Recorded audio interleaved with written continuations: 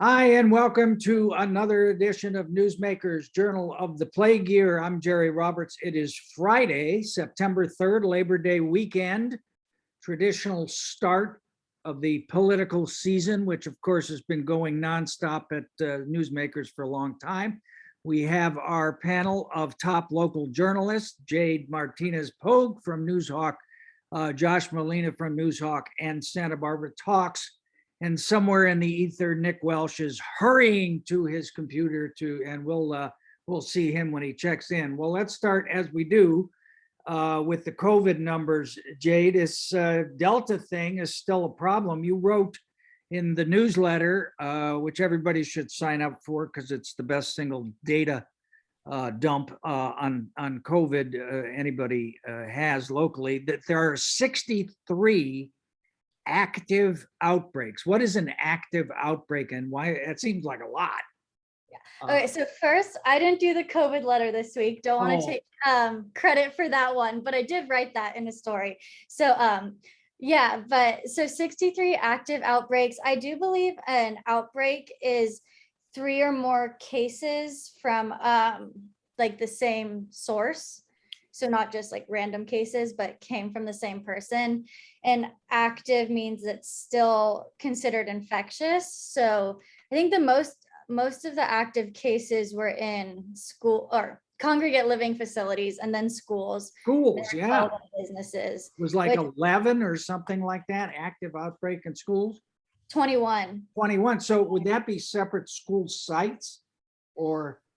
They don't give us much other information besides that, but I do believe that it would be at separate school sites or at least in different classrooms to consider it a separate outbreak. Okay, all right. And then you also wrote a little bit about the difference between a booster dose and a third dose. And I guess, well, I know for a fact I got my booster dose being immunocompromised, but what's the difference and how are those being administered and where? So the third dose is actually the one for the immunocompromised people because they said that the immunocompromised people don't have the same, or the vaccine doesn't have the same effectiveness on them. So it's a third dose. And then the booster dose, everyone else can get it. That's supposed to be able to get it on September 20th. It hasn't been approved yet, but they're expecting it to be approved later this month.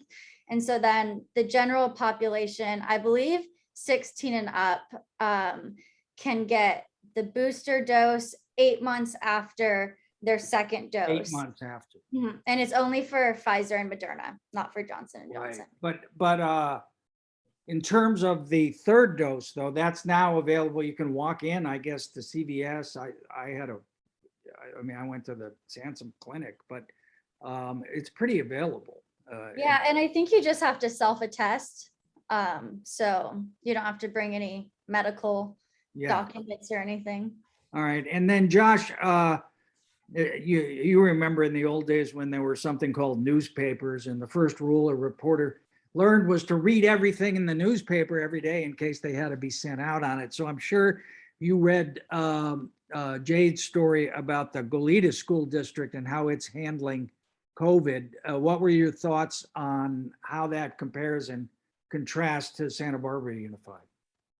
Well, I think that they have a good handle on it. There aren't a lot of cases in Goleta. They're communicating pretty clearly and transparently. And I think that one thing about the good land, Jerry, is we know how to do journalism well, and we know how to do government well, obviously. So, well, and I want to welcome in Nick Welsh, who's speaking from on his undisclosed location. From my bunker in the good land. Ah, you got a haircut. Good land. Yeah, yeah. Good land. So, okay, so just to that point, is it in fact a matter of better management of what's going on in the Goleta School District and Santa Barbara Unified? Either of you or both of you, what do you think? Well, I mean, I think Santa Barbara is slightly bigger. Certainly they have a secondary district, so I'm not sure that we can compare apples to apples. Goleta Union School District is about the size of Santa Barbara's. TK through 12 is maybe a couple hundred fewer students. So I don't know, what the answer there is. I do have a kid who's in that district, and I could say that they have really good protocols. Everyone's got to be masked if they want to step foot on the campus. You're not even allowed to go on campus very far other than to pick up your child or drop them off. And they've hired a lot of volunteers, a lot of people who are out sort of helping kids get, where they need to go. So I don't know. I think part of it is that Goleta might be a little bit smaller. Also, Goleta's had less turnover. There's a lot of people who've been doing what they've been doing that's for true. a lot of years. But, And and Jade, but in terms of dealing with the school district in getting information, did you have to like pry it out of them, or are they pretty helpful? And go ahead. Yeah, so I just watched the school board meeting. They gave a lot of good information, but as far as like class sizes, they gave an average class size, but they didn't say which schools had this average class size. They didn't say like which classrooms or which grades. So it was more kind of overall information. And I think if I were ever to do like a follow-up story, I would need to ask further. I haven't had any difficulty reaching out and getting responses or, not sharing information. It seems like Goleta has been pretty open, at least for everything that I've had to do. Right. Santa Barbara is a little harder to get Yeah, hold of. and real quickly, Josh, because we are always hopeful and optimistic and positive here on Newsmakers, is Santa Barbara Unified still acting like the CIA and trying to pry information out of them? Well, they're a little bit more rigid in terms of how they're disclosing their numbers. I tried to get information on class sizes because I wrote some stories about how teachers said we were promised 20 students. We have more than 20. The district wants to wait and do sort of an average. So yes, they're more protective. They're disclosing the information differently, and I think they want to wait longer. I think they want to sort of come out with a big bam report on September 14th when they have their next school board meeting. So the agenda will be out 3 days prior to that. The thing about Goleta, they don't have a PIO. They answer their questions though. You can call the administration and they'll pretty much answer your question. So I just think There's no middleman that you have to deal it's a with. difference in culture. But I mean, I think the bottom line is we don't know. Like, we don't know how bad the COVID cases are. I think in Goleta Union, it sounds like it's pretty good. Santa Barbara, there's going to be a few more numbers, but we're just going to have to wait. Of course, once they start testing, we're going to see those numbers go up quite a bit. And that's soon, right? That testing. So, yeah, Santa Barbara had a little bit of a delay, but they're not going to be testing after Labor Day. It's going to be mid-September. I think they're going to start. Right. And then Nick, the soups, after a number of lengthy meetings, voted to approve a vaccine mandate or get tested policy. But there was a lot of angst that went with it. And you were, I think, particularly impressed with Supervisor Lavanino's performance in that atmosphere. Yeah, it was, they had 3 meetings pretty much back to back to back, where it was very intense and very emotional, and large gatherings of people who really were either morally opposed for religious grounds, or they thought that COVID was a fraud, or, why aren't we teaching people how to exercise and do other things? And, that the tests were inaccurate, and that, thousands and thousands of people were dying from the vaccine that we aren't being told about. And, lots of comparisons to Nazi Germany. And Steve Lavanino was really saying, I think the deliberations were really, I thought, impressive, actually. Steve Lavanino stood out, 2 weeks ago. He got up there and he said, you know what, you guys, I grew up in a cult. My mom left my father for religious reasons when I was a kid, and I moved to Idaho in a religious cult. And the thinking that you were describing and expressing here is exactly the thinking that I experienced while I was a kid living in the cold. I remember the first time I went to see like a barcode reader at a supermarket, and that was the mark of the beast. And it was all the sort of reveals knowledge that only we know and cataclysmic end-game thinking, and you guys have it. And but at that meeting, that was 2 meetings ago, he voted against a motion to have a policy come back saying we want mandated vaccinations or or tests. This week was the meeting after that, and this time he was a little less outraged and a little bit more funny, and he wound up voting the opposite way. So it was a 4-1 vote in favor of it. So Bob And- Nelson voted Bob against. Nelson was cast a sole vote against it, and this came, again, I mean, Steve, who was a stand-up comedian back in a former life, and you can see that really helped. I mean, he was laughing, he was going, Nick, in this meeting, do you know what the secret to comedy is? what's that? Timing. There you go. Oh, Jerry, so quits the day job. But so he gets up there and he says, "Hey, dude, I get accused of being a Nazi sympathizer and a Holocaust denier at the beginning and at the end of the meeting, and both by the same guy. I have, people come in here and they say, government is shutting us down, government is silencing us. And we heard 3 times from the same woman telling us that. So it's like, how are we silencing you? If you want to be silenced, we're letting you go to the podium and and allowing you to tell us what a terrible thing you are, the government is. Try Yeah. that in Afghanistan." All right. Nick, there is a difference between listening and hearing. So just saying. Yes, that's a good point, Josh.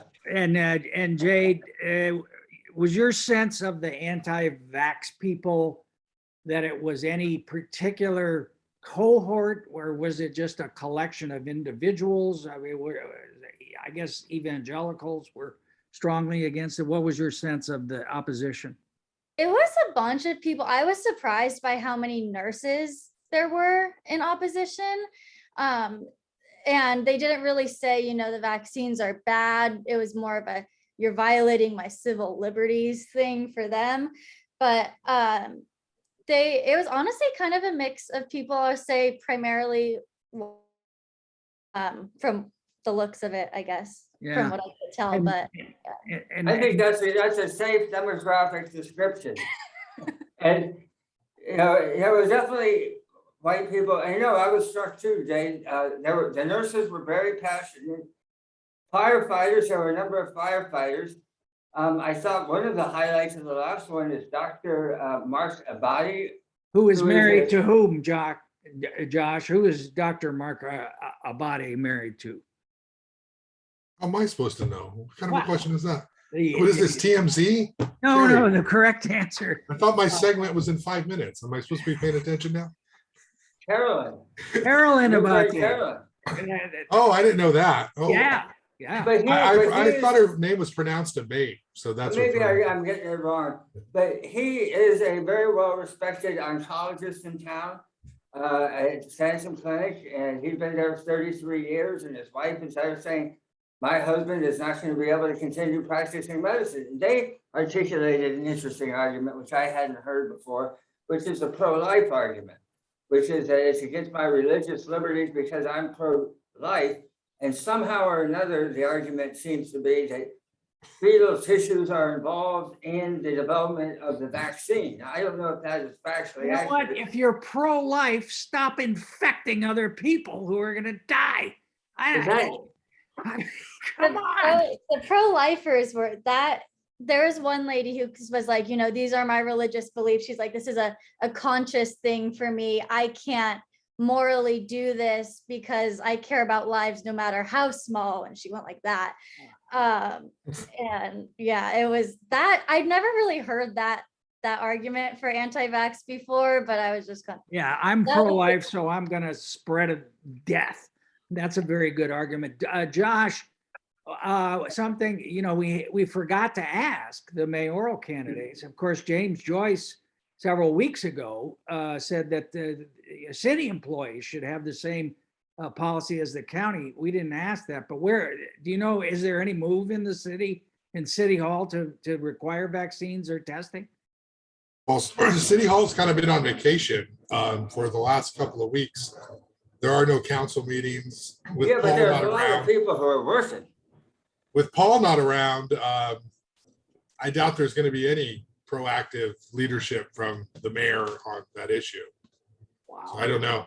Wow. All right. Well, let's talk a little bit about politics. We got the mayor's race and of course 2 city council races. And Jade, you had a piece kind of laying out the basic information for people that, hey, there's 2 elections and one of them is coming soon. And, but you asked what issues are people interested in the mayor and council races? What kind of feedback have you gotten? Yeah, so there's been about 140 responses as of today. I believe one of the first real questions was, have you been happy with city leadership? I don't know if it said over the last 4 years. And a strong, I want to say at least maybe 60 to 75% of them have been just no, I've not been happy. Really? Yeah, there's a few that are, but a good majority, just from glancing over it, was that they weren't happy. Some of the main issues that people brought up a lot were State Street, I'd say primarily, and then homelessness was also a big one. Yeah. There's some people development, but I'd say State Street and homelessness were the 2. Josh, so who in the forums that were held this week, who do you think, both for mayor and in the 6th district, District 6, did the best job of addressing the issue of homelessness? Well, that's a tough one because I don't really hear any of them talking about anything that hasn't been done or suggested before. One of the candidates talked about having social service workers go downtown and, interact with the homeless individuals. Nina Johnson. But I mean, we have that, and we've gotten several of the chronic homeless off the streets because of that interaction. And they've counted about how many interactions it takes before they become open to moving into, supportive housing situations. So I hear a lot of repetition. I'm not impressed with any of them on the homelessness issue. And I think part of it is it's really, you can't just go in there as one person to do anything. You've got to continue what everyone's been trying to do, and everyone recognizes is getting these silos to work together so that we can actually partner and bring all of these resources that we have and make them available for homeless individuals. And of course, the big challenge is you can't forcibly remove anybody from the street. So that's going to be an issue. I think as far as knowledge, Deborah Schwartz is super knowledgeable of the issues. She's very textbook. She's going to get an A on the test for sure. I think Megan Harmon is obviously very knowledgeable about the issues, as is Nina Johnson. They're probably both equally qualified in terms of that contest. Yeah. Nick, in the District 6 forum, Jason Carlton, who's running like a grassroots thing, he's a electrical contractor. He said, I believe that homelessness is insolvable. Is that the kind of dirty little secret that everybody's dealing with? Or do you think that there's been any, what Megan Harmon would call tangible efforts that have turned a corner in any way? I mean, what's the state of play? Again, it's half empty, half full, and the answer is yes to both. I thought Jason actually really was a sleeper in that one. He was much more interesting than I had expected. And, but I think that everybody understands it's not solvable. I've been writing about homeless since I came to town in 1983, and I've done research on city council races in the 50s where people were talking about hobos. And the terms of the discussion are strikingly similar. But there has been some real progress, but you wouldn't know it to look at things. I mean, at the Board of Supervisors meeting this Tuesday, from June, from April to now, 275 people have made the transition from the streets into some form of housing. They've created, they're opening up a new shelter in Isla Vista, 50 beds. Going to be named after Father John Hedges. They're creating 346 what do they call ready beds? I don't even know that so there's been a lot of progress, but the problem is that when you're just looking at what your eyes tell you as you walk down the street, you see people and you go, why isn't it? They're the same people. So why are they still here? And it's one of these things where like the numbers tell one story and then your subjective reality tells another. And no, we will manage it. We will never solve it. We will manage it. We'll never solve. Yeah. Jade, did you watch the mayoral debate? What was your takeaway? Who do you thought did well and otherwise? I thought James and Deborah both did well. Kathy played it a little safe. I was just entertained listening to Boat Rat Matt. I think that's the most memorable. But yeah, I liked watching you guys do your moderating. Jerry was a little rude to him, I just have to say. Oh, you interrupted quite a few times, Josh. You kept them to their Jerry was cueing me. He was, no, man, following it orders. was, he was, under the table. it was a minute, and just, I don't want to spend a lot of time on Boat Rat Matt, but Josh, you were the one who discovered the QAnon connections on the website. What's that about? Yeah, well, he's got a website and he has a QAnon nonprofit.org website. And I talked to him about it. And, I asked him about it. He said he's not a member of that organization, whatever it is, but that he is knowledgeable of the organization. And, we talked about whether to put it in the debate or not. I didn't really, there was more pertinent issues to bring up, but, he's complex. I don't think he's necessarily like all out QAnon supporter, but he is knowledgeable about it. And he does have a video there where he's talking about various things. So John F. Kennedy Jr. still being alive, being among them. Yeah, so I mean, he's complex. He wants community gardens. He does think that the city opening up the hotel to people living in encampments was a good idea, but I think he does think there's some bigger forces out there controlling us. So, Nick, did you see anything that would, change the way the race appears to be shaped right now, which is Kathy's a front runner, and so, it's just kind of splintered below there, with Randy and Deborah and James, and it's, who's going to get to 30%? You figure she's got 27 built in. Somebody needs to do that. I'm not seeing it at the moment. Are you? I think that Kathy is fortunate because the other side, you have Randy Rouse, who sort of a Mr. Moderate, who is sort of the voice of the business community in some ways, or traditionally has played that role.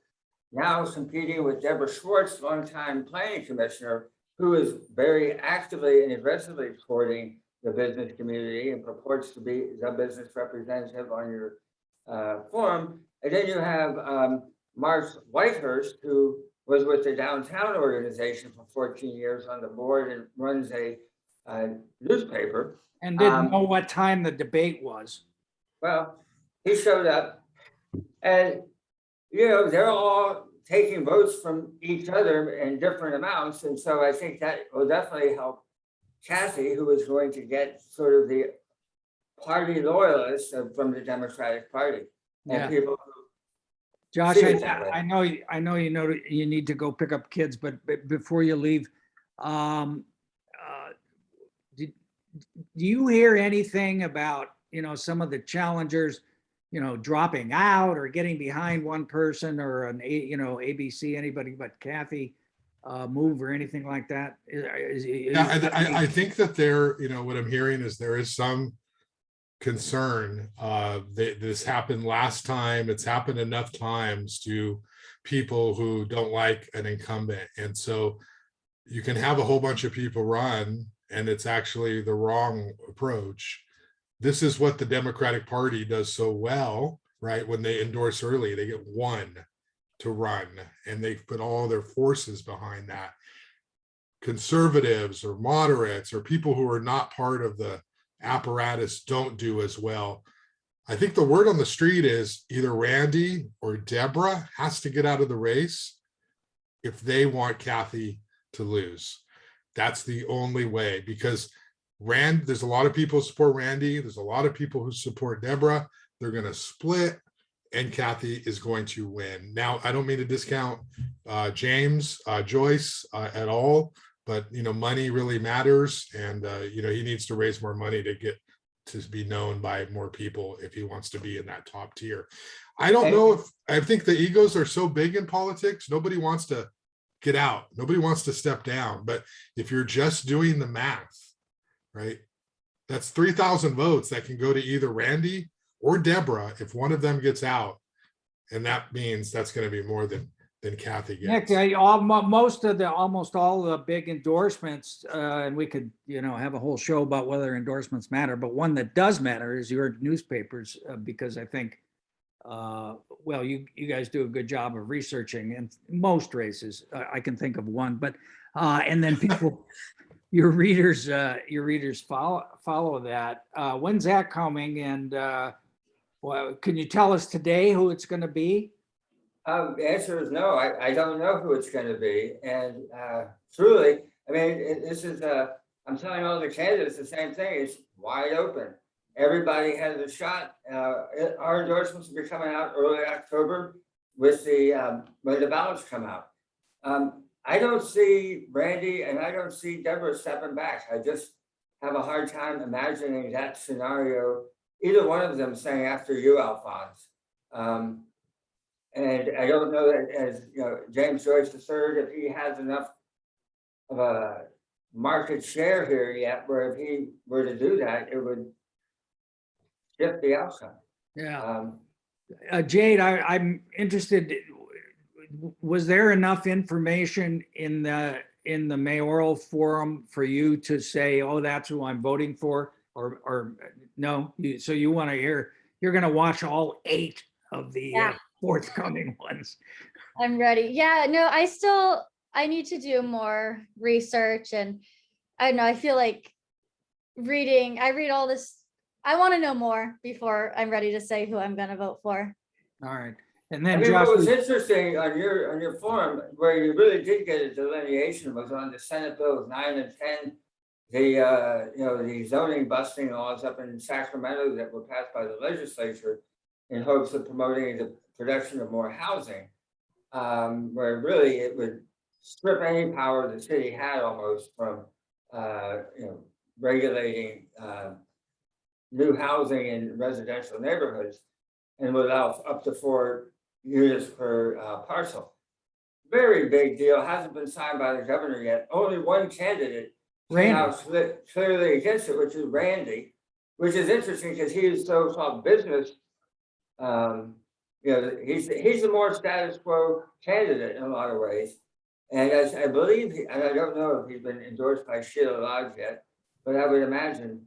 That it was a little counterintuitive, but you got the whole sensibility of from Pearl Chase to Sheila Lodge. I didn't really hear that being expressed by Kathy, by James, or by Deborah. It was just, hey, we'll figure out how to use this tool, which you can split your lot into 4 units without a lot of hassle to build more housing. So I just think that whole philosophy which has kind of made Santa Barbara what it is really on the wane in this race. Well, I We think- don't have any more slow growth candidates. Kristen Sneddon is the closest. Sorry, Nick, go ahead. Yeah, you're absolutely right. I mean, that generation is dying off and that tradition is fading. And if you're a younger person and you're trying to raise a family and what you are dealing with right now is not the big bad boogeyman developers ruining paradise for you, is the fact that you can't afford a house either to rent or to buy. I mean, I wrote some article in the Pool this week about some 4-bedroom ranch house over in suburbia going for $2 million, $271,000 above the asking price. Josh has got to go.